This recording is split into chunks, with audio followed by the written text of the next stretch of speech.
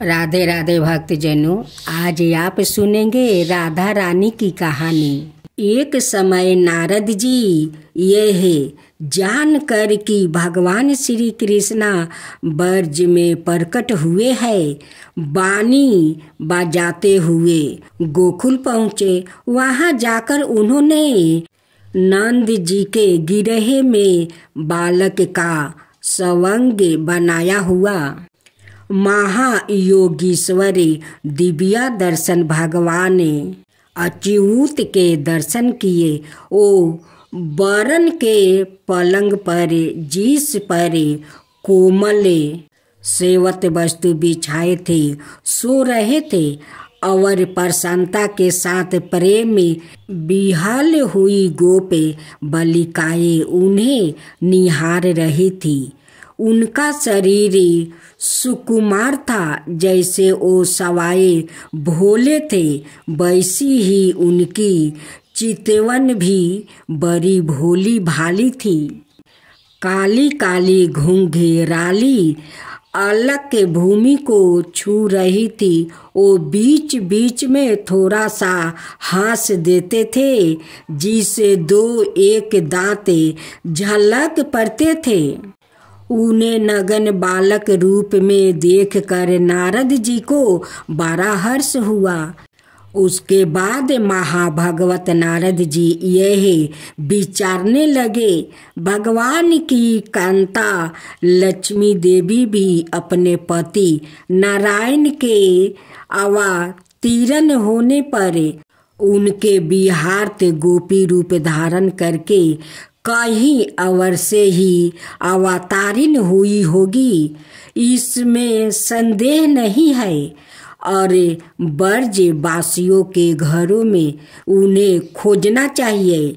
ऐसा विचार कर मुनिवर ब्रजवासियों के घरों पर अतिथि रूप में जाकर उनके द्वारे विष्णु विधि से पूजित होने लगे। उन्होंने भी गोपों का नंदन में उत्कृष्ट प्रेम देखकर मन ही मन सबको प्रणाम किया। दत्तेंद्र और नंद के मित्रा महात्मा भानु के घर पर गया। उन्होंने उनकी विधिवत पूजा की। तब महामान नारद जी ने पूछा, साथो, तुम अपनी धार्मिकता के कारण विख्यात हो, क्या तुम्हें कोई सुयोग्य पुत्र अथवा सुलक्षण कन्या है जिसे तुम्हारी कीर्ति समस्त लोगों को व्याप्त कर सके? मुनि वर के ऐसा कहने पर भानु ने पहले तो अपने महान तेजस्वी पुत्र को लाकर उसे नारद जी को प्रणाम करवाया। तदंतर अपनी कन्या को दिखाने के लिए नारद जी को घर के अंदर ले गया। गिरहे में प्रवेश कर उन्होंने पृथ्वी पर लौटती हुई नन्ही सी दिव्या बालिका को गोद में उठा लिया। उस समय उनका चित्त स्नेह से विकल हो रहा था। कन्या के अदृष्ट और असूत पूर्व अधिभूत स्वरूप को देखकर नारद जी मुग्ध हो गया और 2 मुहूर्त तक एक टक निहारते रहे और महान आश्चर्य में पड़ गया। फिर मुनि ने मन में इस प्रकार विचार की, मैंने स्वच्छ कारी होकर समस्त लोकों में भ्रमण किया, पर ऐसी अलौकिक कन्या कहीं भी नहीं देखी, जिसके रूप से चराचर जगत मोहित हो जाता है। उस महामाया भगवती गिरिजा कुमारी को भी मैंने देखा है, वो भी इसकी शोभा को नहीं पा सकती। लक्ष्मी, सरस्वती, कांति और विद्या आदि देवियों इसकी छाया को भी स्पर्श नहीं कर सकती। अतः इसके तत्व को जानने की शक्ति मुझ में किसी तरह नहीं है। अनाए जन भी पराये इस हरि वल्लभा को नहीं जानते। इसके दर्शन मात्रा से गोविंद के चरणों कमलों में मेरे प्रेम की जैसी वृद्धि हुई है, वैसी इसके पहले कभी नहीं हुई थी। ऐसा विचार कर मुनि ने गोप परवर भानु को कहीं अनंतरत भेज दिया और एकांत स्थान में वो उस दिव्या रूपनी कन्या की स्तुति करने लगे। स्तुति करने के बाद नेत्रों से आंसू बहाते हुए बड़े ही विनय युक्त स्वर में बोले, हे हरि वल्लभे, तुम्हारे इस पूजनीय दिव्या स्वरूप को देखना चाहता हूँ, जिसे नंद नंदन श्री कृष्णा मुंद हो जाएंगे। महेश्वरी, तुम शरणागत और परांत भक्त के लिए दया करके तुम अपना स्वरूप प्रकट कर दो। या निवेदन करके नारद जी ने तदप्रीत चित से उस महान नंद माई परमेश्वरी को नमस्कार किया और भगवान गोविंद की स्तुति करते हुए वो उस देवी की और देखते रहे। जिस समय वो श्री कृष्णा नाम कीर्तन कर रहे थे, उसी समय भानुसुता ने चतुर्दश वर्षी परम लावण्य में अत्यंत मनोहर दिव्या रूप धारण कर लिया।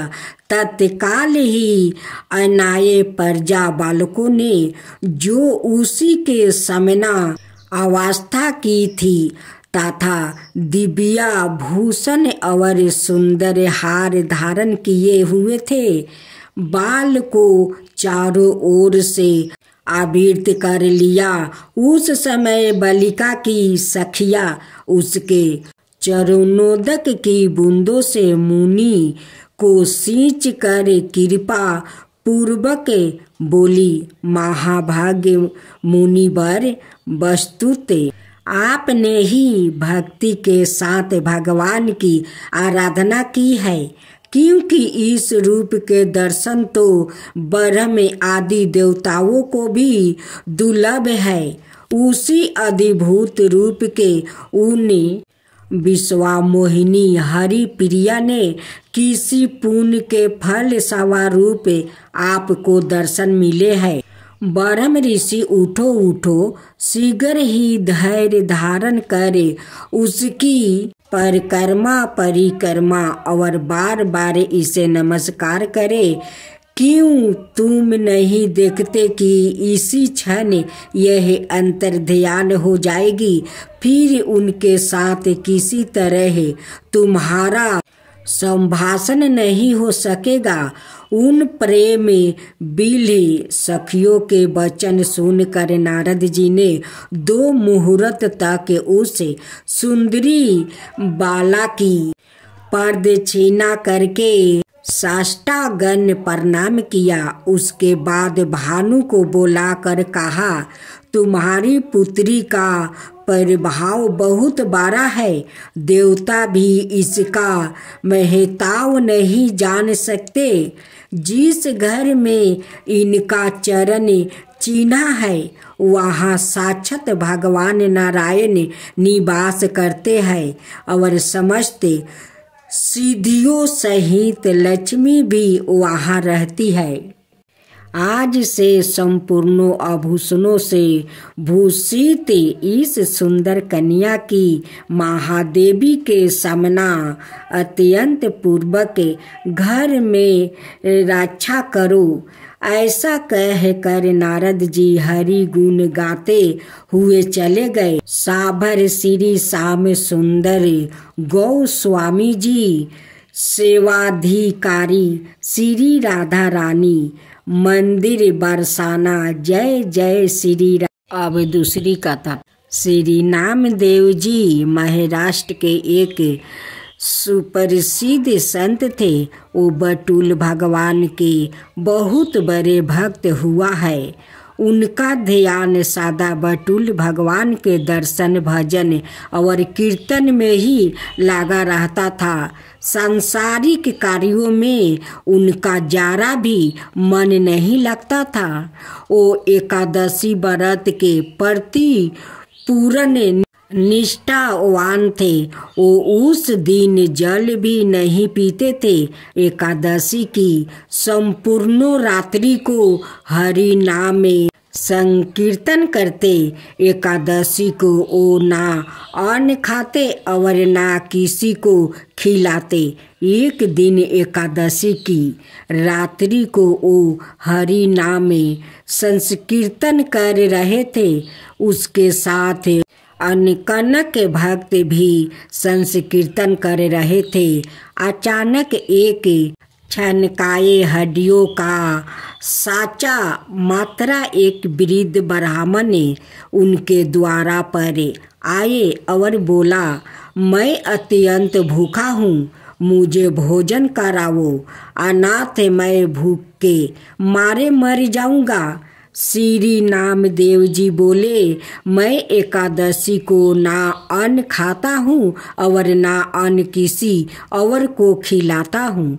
और ब्राह्मण देवता प्रातः काल सूर्योदय का इंतजार करो, व्रत का पारण करे, आपको भर पेट भोजन कराऊंगा।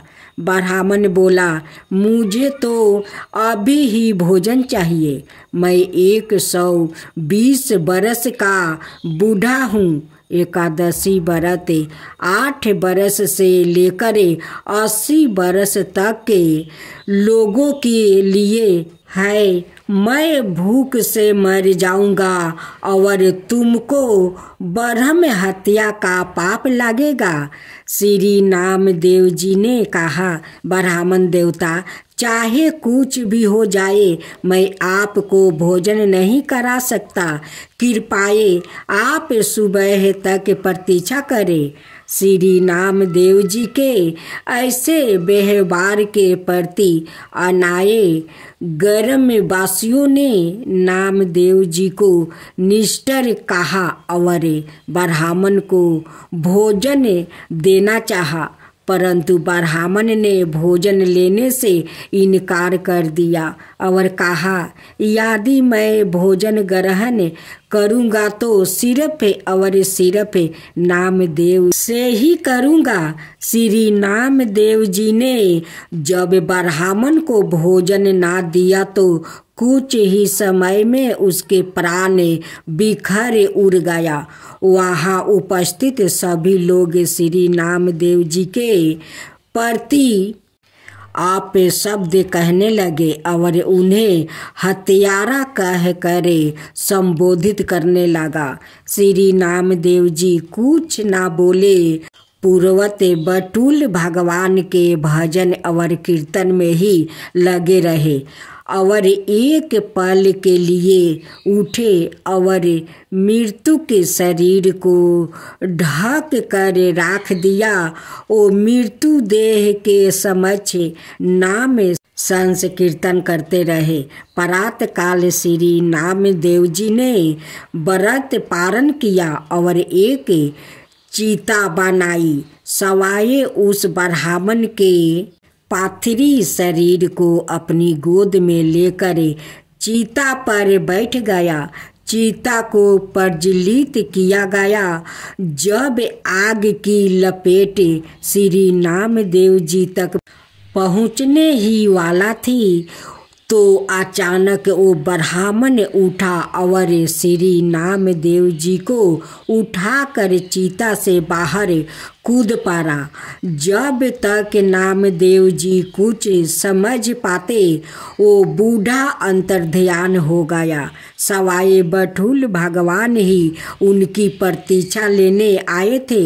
इस घटना को देखकर सब आश्चर्यचकित हो गया और श्री नामदेव जी की जयकारा करने लगा। धन्य है श्री नामदेव जी, चित्त में प्रयाग का प्रकाश ज्ञान का दीपक जले, तभी ठाकुर जी का निराकार स्वरूप दिखाई देता है। भगवत श्रवण से चित्त रूपी दीपक जलने का प्रयास मानव को करना चाहिए। मानव को ज्ञानता से लड़ना चाहिए, मगर आलोचना और अज्ञानता पर चर्चा करके अपना समय बर्बाद नहीं करना चाहिए।